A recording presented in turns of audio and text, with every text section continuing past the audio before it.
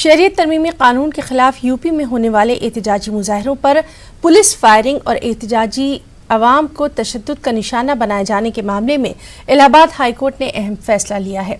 High court ने police तशद्दुद के तमाम मामलात की समाअत के लिए खुसूसी बेंच तश्कील देने का फैसला किया। पुलिस तशद्दुद के खिलाफ दाखिल 7 से ज्यादा अर्जियों की समाअत हाई कोर्ट के चीफ जस्टिस गोविंद माथुर की सरबराही में तश्कील पाने वाली खुसूसी बेंच करेगी। हाई कोर्ट ने अब इस मामले की तफसीली समाअत के लिए 27 जनवरी की तारीख मुकर्रर की है। वाज़ेह है कि शहरियत कानून के खिलाफ गुज़िश्ता साल दिसंबर से शुरू होने वाले एहतजाजी मुजाहिरों को यूपी पुलिस ने कई मुकामात पर अपने तशद्दुद का निशाना बनाया था। पुलिस की तरफ से मुजाहिरीन पर किए गए तशद्दुद के वीडियोज़ सोशल मीडिया पर वायरल होने के बाद इस मामले ने तूल पकड़ लिया था।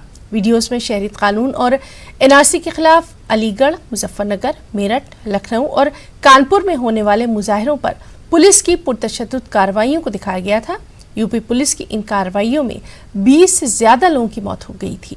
पुलिस तशद्दुद के खिलाफ सिविल सोसाइटी और इंसानी हकूक के लिए काम करने वाली तंजीमों और मुल्क की सरकर्दा शख्सियात ने अपने अपने तौर पर इलाहाबाद हाई कोर्ट में अर्जियां दाखिल की हैं।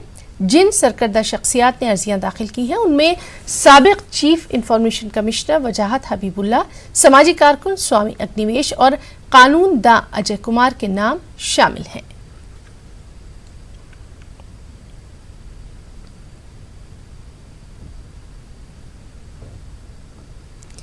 लखनऊ के घंटा घर पर जारी एहतजाज अपनी शक्लें तब्दील कर रहा है।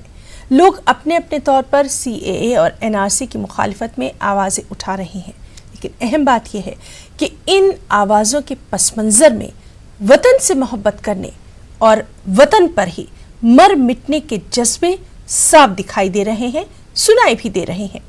आज एहतजाजी खवातीन को चंद शायरों का भी साथ मिला है। नज़ारा देखिए।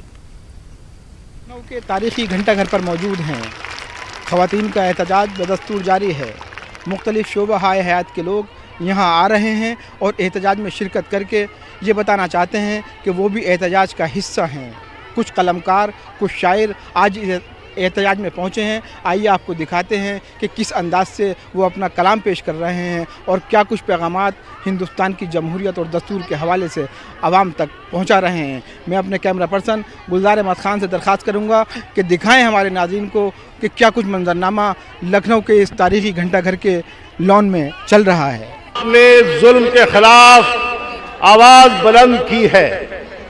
मेरे साथ एक नारा सिर्फ लगाना है, वो ये है कि हिंदुस्तान, हिंदुस्तान, हिंदुस्तान,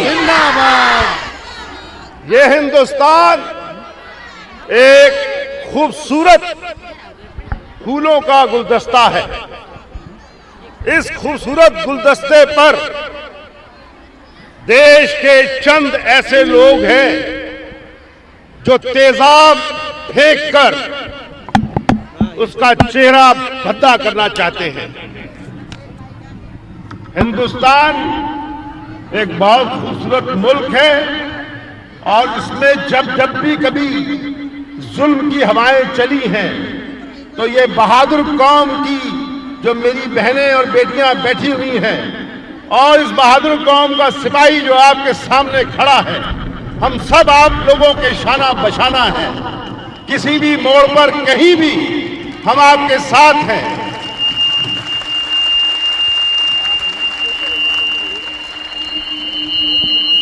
एक 4 मिसरे हाजिर करता हूं हुक्मरानों के नाम।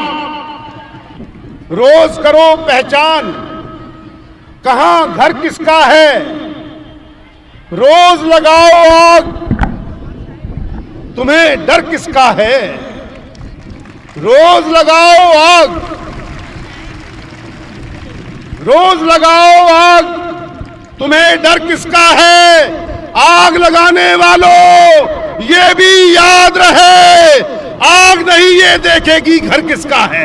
ये भरम है तुम्हारा के थक जाएंगे, हक बयानी से शायद भटक जाएंगे। क्यों किसी बात में हम अटक जाएंगे, आँख में बन के कंकर खटक जाएंगे। हमारे हाथ में बन के कंकर खटक जाएंगे। अपनी परवाज़ से हम गिरेंगे नहीं, हम रुकेंगे नहीं, हम झुकेंगे नहीं, हम रुकेंगे नहीं, हम झुकेंगे नहीं, हम रुकेंगे नहीं, हम झुकेंगे नहीं। हिंदुस्तान हमारा है, ये हिंदुस्तान हमारा है, यहीं जिएंगे यहीं मरेंगे, यहीं जिएंगे यहीं मरेंगे, ये ऐलान हमारा है। हिंदुस्तान हमारा है, ये हिंदुस्तान हमारा है, हिंदुस्तान हमारा है, ये हिंदुस्तान हमारा है। मारूफ फिल्म अदाकार और अलीग नसीरुद्दीन शाह अपने बयानों को लेकर इन दिनों सुर्खियों में हैं और ऐसे में अलीगढ़ मुस्लिम यूनिवर्सिटी में चल रहे धरने पर तलबा ने उनके पोस्टर्स हाथों में लेकर उनके खिलाफ ज़हर-अफ़शानी करने वालों को तनकीद का निशाना बनाया और नसीरुद्दीन शाह की हिमायत का ऐलान कर दिया। तालिबात ने नसीरुद्दीन शाह के फोटोज और उनकी हिमायत में लगे नारे हाथों में लेकर धरने में बैठी भी नजर आई।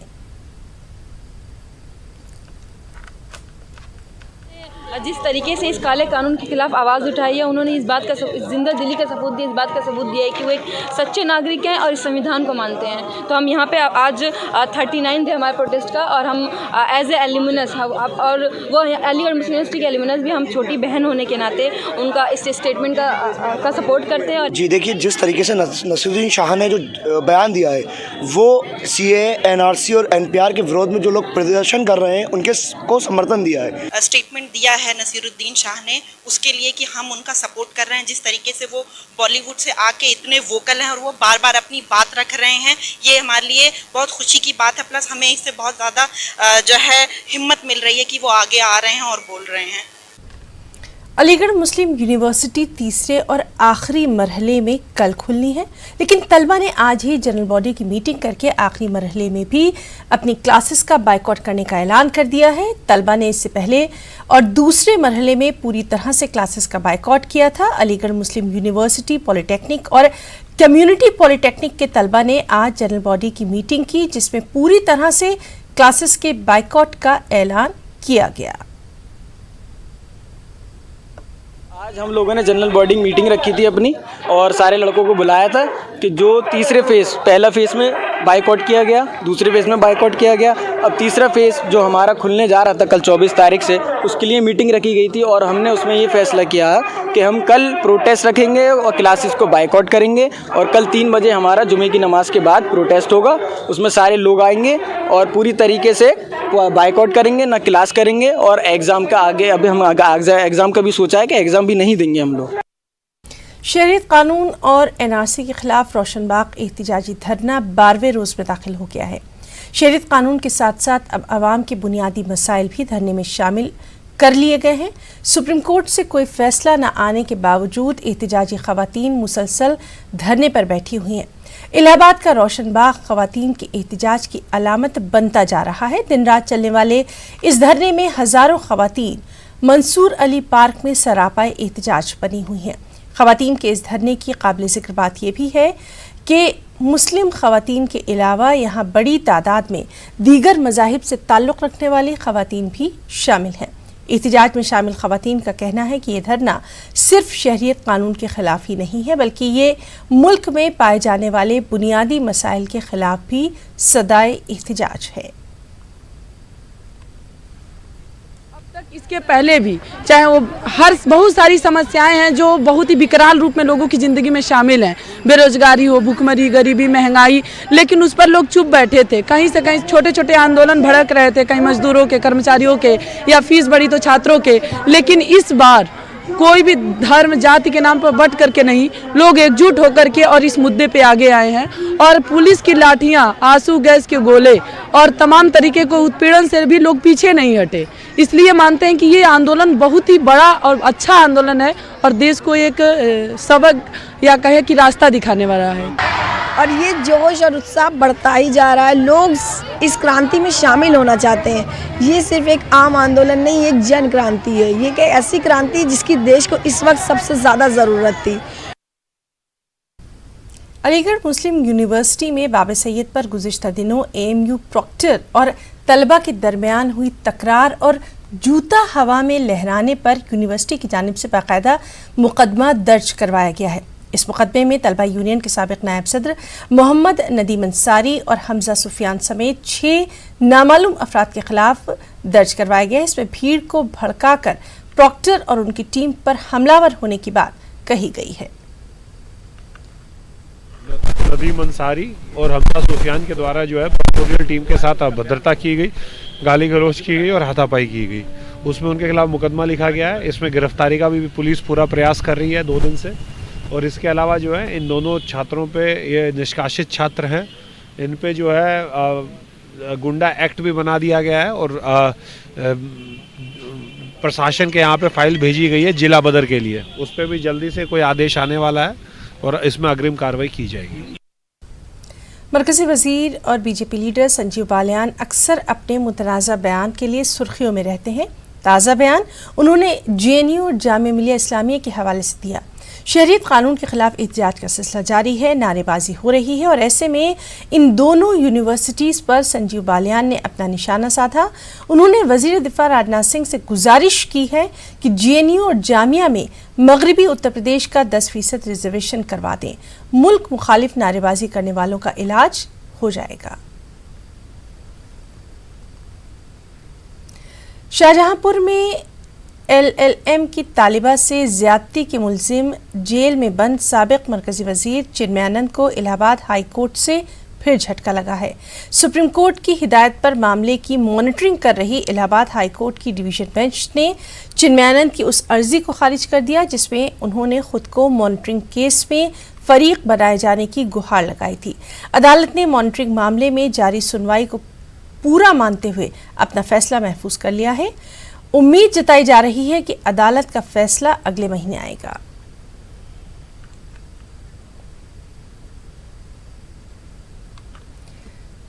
तेईस जनवरी की तारीख मुजाहिद आज़ादी और आज़ाद हिंद फौज के बानी नेताजी सुभाष चंद्र बोस की यौम पैदाइश से मंसूब है। महात्मा गांधी, नेहरू और मौलाना आज़ाद और दीगर मुजाहिदीन की तरह सुभाष चंद्र बोस का मेरठ से ख़ास ताल्लुक़ रहा है, जिसकी निशानियाँ और कहानियाँ आज भी यहाँ मौजूद है। हम आपको दिखाते हैं तंजीर अंसार की ये रिपोर्ट। 1940 में मुल्क छोड़ने से पहले सुभाष चंद्र बोस मेरठ आए थे और मेरठ के टाउन हॉल में लोगों से मुलाकात करने के साथ यहाँ के लोगों के दिलों में जंग आज़ादी में शामिल होने की लौ जलाई। मेरठ में टाउन हॉल और घंटाघर के अलावा यहाँ के म्यूजियम में नेताजी और उनकी आज़ाद हिंद फौज से जुड़ी कई निशानियां और नायाब तस्वीरें आज भी मौजूद हैं, जो कि नेताजी के मेरठ दौरे के मकसद की यादों को ताज़ा करती हैं। सुभाष चंद्र बोस मेरठ में 2 बार उनका आगमन हो चुका है, अक्टूबर 1929 को और जनवरी 14 में 1940 में आए थे यहाँ पे। पहली बार जब सुभाष चंद्र बोस यहाँ आए थे तो वो स्वदेशी आंदोलन के प्रचार में आए थे और दूसरी बार जब 1940 में आए तो उनमें जो एक अपनी विचारधारा थी, फॉरवर्ड ब्लॉक एक संगठन बनाया था, उसके प्रचार और उसकी संगठनों को मजबूत करने के लिए यहाँ पे आए थे। गांधी जी की तरह सुभाष चंद्र बोस का मकसद भी हिंदुस्तान की आज़ादी था और इससे कम कुछ भी सुभाष को मंजूर न था। मुल्क की आज़ादी के लिए गांधी तहरीक अहिंसा के नारे के साथ शुरू हुई, जबकि सुभाष चंद्र बोस का रास्ता मिलिट्री तहरीक के जरिए मुल्क को आजाद कराना था। जानकारों के मुताबिक मुल्क छोड़ने से कबल सुभाष का मेरठ दौरा इस बात का सबूत है कि पहली जंग आज़ादी के मरकज रहे मेरठ के मुजाहिदीन से सुभाष चंद्र बोस न सिर्फ मुतासिर थे बल्कि मुल्क की मुश्तरका तहजीब और आपसी इत्तेहाद के जरिए आज़ादी के मकसद को हासिल होते हुए भी देख रहे थे। नेताजी सुभाष चंद्र बोस जी मेरठ में आए थे और उन्होंने जनसभा की और युवा नेताओं में जोश किया और वे सभी धर्मों से युवाओं को उत्साहित किया गया उन्होंने। और ये जितने भी हमारे राष्ट्र नायक जिन्होंने देश की आज़ादी के लिए संघर्ष किया। उन सभी का एक मकसद था, एक मानना था कि हमें मिलजुल करके और संगठित रूप से रहना चाहिए, और बेशक ये संदेश समाज में यहाँ से जाता है, मेरठ की क्रांति धरा से। मुल्क की आजादी के लिए गांधी जी और सुभाष चंद्र बोस के रास्ते अलग हो सकते हैं, लेकिन उनका मकसद और मंजिल एक थी। आज के मंजरनामे में भी उनकी कुर्बानियां और पैगाम उतना ही अहम नजर आता है जितना कि पहले था। न्यूज़ 18 उर्दू के लिए मेरठ से तंजीर अंसार की रिपोर्ट। मरकजी हुकूमत मुल्क को दरपेश पानी की किल्लत का सामना करने के लिए मरहलेवार कई इक़दाम कर रही है। इस कदम में सैकड़ों ऐसे माहिरीन शामिल हो रहे हैं जो कि पानी की किल्लत से बचने के तरीके और उसके लिए तकनीकी सलाहियतों को बरूकार ला रहे हैं। इससे न सिर्फ अरबों लीटर पानी की बचत हो रही है, बल्कि दुनिया को एक मौसर पैगाम भी दिया जा रहा है। एक रिपोर्ट।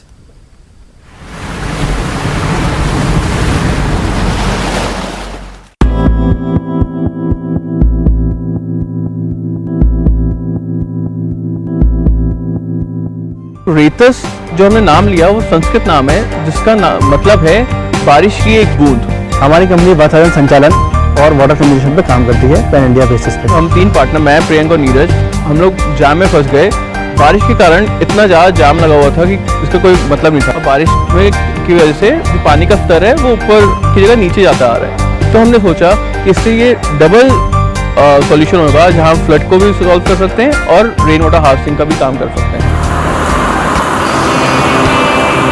रेन वाटर हार्वेस्टिंग बहुत ही टेक्निकल चीज़ है, जिसमें हमें एक्विफर के बारे में पता करना होता है कि कहाँ पे एक्विफर है, किस लेवल पे पानी आ रहा है, क्या क्या काम करना होता है, कहाँ पे पानी को हम रिचार्ज करें, और जो पानी की क्वालिटी है वो कैसी है कि हम रिचार्ज कर सकते हैं कि नहीं। उसके लिए हम लोग ये पूरा सिस्टम करते हैं। अब जहाँ पे रेन वाटर हार्वेस्टिंग करने में पहले आरसीसी टैंक में बोल्डर, ग्रेवल, सैंड डालते थे, उसमें उसको क्लीन करना मुश्किल होता था। उसके लिए हमने ये रिसाइकिल पॉलीप्रोपिलीन का रेनमैक्स टैंक यूज़ किया है, जिसमें क्लीनिंग बहुत इजी है, और इसको हम रैप कर देते हैं नॉन वोवन क्लॉथ जियोटेक्सटाइल से, जिसके थ्रू खाली पानी पर्कुलेट होता है। हमने गांव वालों से मिले, उनसे पूछा तो उन्होंने कहा बारिश के टाइम में यहाँ पे फ्लड आ जाता है और गर्मी में हैंडपम्प भी काम नहीं करते। रोज़ाना की ज़िंदगी में बहुत प्रॉब्लम है पानी ना होने के कारण। हाल ही में हम लोगों ने एक तालाब लाजवाब में ख़त्म किया है, और जिसको हमने, जो पूरा सीवर जाता था, उसको सीवर को डाइवर्ट करके मेन नाले में पूरा एक तालाब बनाया है। पहले जहाँ अब तालाब है वहाँ पहले बहुत ज़्यादा गंदगी रहती थी, कूड़ा कबाड़ा बहुत कुछ था, मतलब कुछ ऐसा नहीं था कि लगता नहीं था कि वो तालाब है, लेकिन अब खुदने के बाद वो तालाब प्रॉपर तालाब लग रहा है।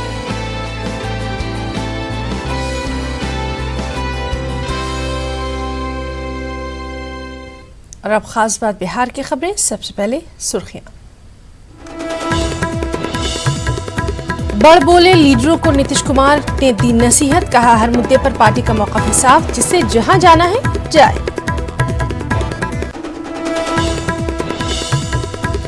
जेडीयू के पवन वर्मा को नीतीश की नसीहत के बाद सियासत तेज, आरजेडी और कांग्रेस का नीतीश कुमार पर हमला, नीतीश को लिखे खत के जवाब का पवन वर्मा कर रहे हैं इंतजार।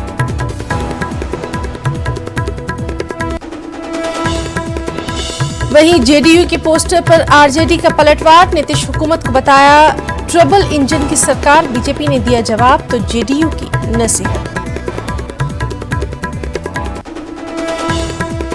पटना के स्कूल पर गुंडों ने बोला धावा, निजी स्कूल में घुसकर की मारपीट और तोड़फोड़, एसके पुरी थाने के सामने तलबा का हंगामा। पूर्णिया में दर्दनाक सड़क हादसा, ट्रक ने मारी एम्बुलेंस को टक्कर, 3 अफराद की मौत।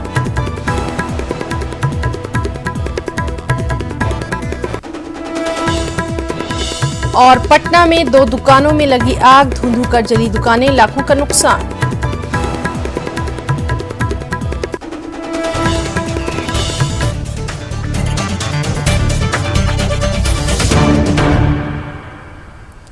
शहरी तरमीमी कानून, एनआरसी और एनपीआर की मुखालिफत मुल्क के तकरीबन तमाम रियासतों में जारी है। बिहार में भी कई छोटे बड़े शहरों में इसकी मुखालिफत में लोग, खुसूसन खवातीन, अपनी आवाज़ बुलंद कर रही हैं। मधुबनी में भी दिल्ली के शाहीन बाग की तर्ज पर एहतजाजी मुजाहरे किए जा रहे हैं।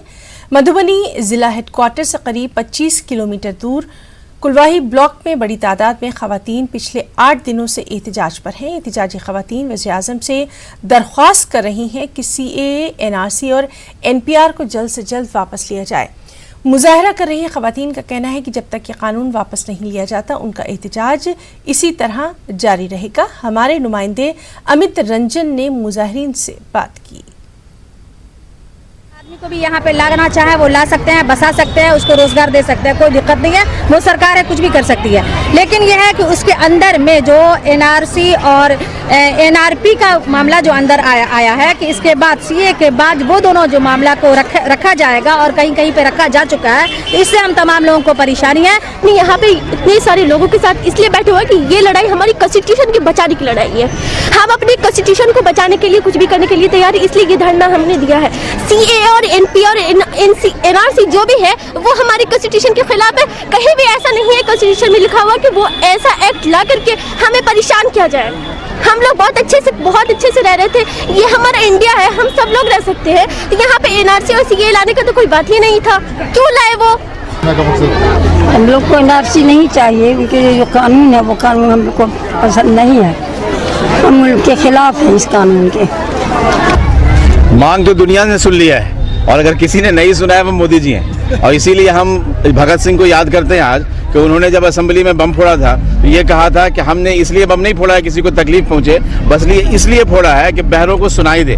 तो ये जो इतनी बड़ी तादाद में सारे हिंदुस्तान में लोग प्रोटेस्ट कर रहे हैं, उसकी मांग जो है मोदी जी पहले दिन से जानते हैं। और वो मांग है कि इस देश की आत्मा, उसके अस्तित्व को बचाया जाए। हमारे प्रियम्बल के खिलाफ है।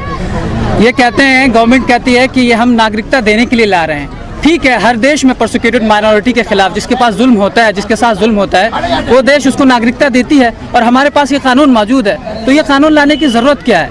एक तो बात ये है। दूसरा कानून ये हम समझते हैं इस कानून के ज़रिए नागरिकता दी नहीं जा रही, नागरिकता ली जा रही है।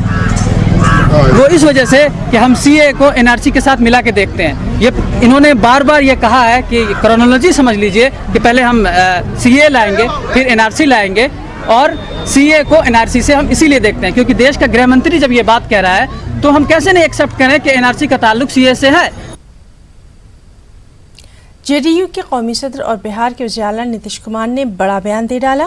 नीतीश कुमार ने पवन वर्मा और प्रशांत किशोर को कहा है कि वो जहां जाना चाहते हैं जाएं।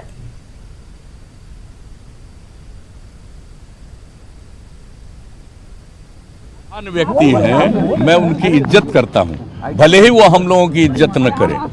ये उनका अपना निर्णय है, जहां जाना हो वहां जाएं, हमको कोई उस पर एतराज नहीं है। लेकिन आप एक बात अच्छी तरह जान लीजिए, जनता दल यूनाइटेड को समझने की कोशिश करिए। कुछ लोगों के बयान से जनता दल यूनाइटेड को मत देखिए। जनता दल यूनाइटेड बहुत ही दृढ़ता के साथ अपना काम करती है और कुछ चीज़ों पर हम लोगों का जो स्टैंड होता है बहुत साफ होता है। एक भी चीज़ के बारे में हम लोग किसी कन्फ्यूजन में नहीं रहते। लेकिन अगर किसी के मन में कोई बात है तो आकर के विमर्श करना चाहिए, बातचीत करनी चाहिए। उसके लिए अगर वो जरूरी समझे तो पार्टी की बैठक में चर्चा करनी चाहिए। लेकिन इस तरह का वक्तव्य देना, आप खुद देख लीजिए, ये कोई आश्चर्य की बात है कि किस तरह का वक्तव्य आप दे रहे हो कि हमसे क्या बात करते थे। अब हम कहेंगे कि हमसे क्या बात करते थे, ये सब कोई तरीका है?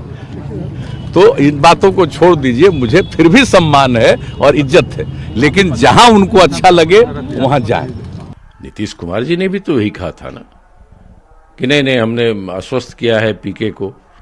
पीके ने भी CM से मिलकर कहा कि नहीं, मुझे मुख्यमंत्री जी का समर्थन प्राप्त है, बिहार में CAA लागू नहीं होगा, NRC लागू नहीं होगा। तो अब JDU के लोग अपने उस बात से मुकर क्यों रहे? आज ही मैंने देखा कि कई नेताओं के बयान है कि पीके के ऊपर कार्रवाई होगी। तो अगर JDU के अंदर कोई नेता सच्चाई को रख रहा है या जन भावनाओं का प्रकटीकरण करता है, तो नीतीश कुमार जी या उनके लोग ऐसे लोगों को निकालने की धमकी क्यों दे रहे हैं? या तो फिर नीतीश कुमार जी दोहरी बातें करते हैं, एक बार फिर इसे प्रमाणित होगा। और जो भी देश हित में बात करता है, समाज हित में बात करता है और NDA और RSS के जो एजेंडा है उसके खिलाफ में बोलता है, उस पर कार्रवाई करने की बात करती है ये JDU। और इसी तरह का बयान आया है और प्रशांत किशोर जी पर भी कार्रवाई करने की बात चल रही है। तो हम समझते हैं कि जो देश हित में बात करेगा उसको जदयू पार्टी से निकालेगी, आरएसएस और बीजेपी के खिलाफ में बोलेगा उसको पार्टी से निकालेगी। देश की जनता। बिहार के दरभंगा में मुबैना तौर पर लोगों ने सर्वे कर रहे एक नौजवान को पकड़ लिया। तफसीलात के मुताबिक ये नौजवान किसी सर्वे के मकसद से इस इलाके में आया था। लोगों ने इसे एनआरसी एजेंट समझकर पुलिस के हवाले कर दिया। ताहम ये साफ नहीं हुआ कि ये नौजवान किस कंपनी की जानिब से भेजा गया था। सर्वे करने के लिए तो वही ना, ये जैसे पूरा प्रोवाइड करती है, एबीपी प्रोवाइड करती है, एबीपी की कंपनी है जिसके अंडर में आपका पकड़ाया नहीं है। वो अनावश्यक रूप से कोई काम कंपनी का लेकर के आया है, उसमें लोगों को शक हुआ कि बोला कि हम सर्वे कर रहे हैं, इसीलिए क्या कहलाता है कि इस मोहल्ले के लोग 2-4 गो थे भाई, प्रशासन को बुलवा करके हैंड ओवर कर दिया है। अब उसी में असामाजिक तत्वों के लोग हैं, इसको राजनीतिक रूप देना। और पटना से अहम खबर, सीए के खिलाफ एहतजाज में भीम आर्मी चीफ चंद्रशेखर आजाद ने खवातीन के एहतजाज में शिरकत की है। तो बेहद अहम खबर, चंद्रशेखर आजाद ने पटना में जो सीए के खिलाफ खवातीन एहतजाज कर रही हैं उसमें शिरकत की है। सब्जी बाग और दूसरे मुकामात पर चल रहे एहतजाज में चंद्रशेखर आजाद शामिल हुए। उन्होंने कहा कि सीए के खिलाफ मुस्तकिल लड़ाई लड़ेंगे। दलित समाज के लिए ये कानून खतरनाक है।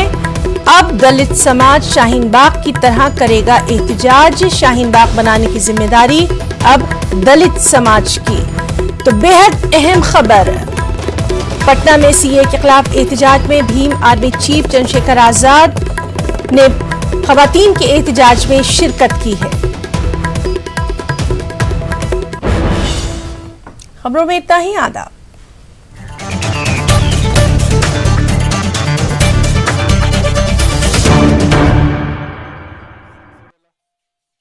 बरसों से आजमाया हुआ तैयबी दवा खाने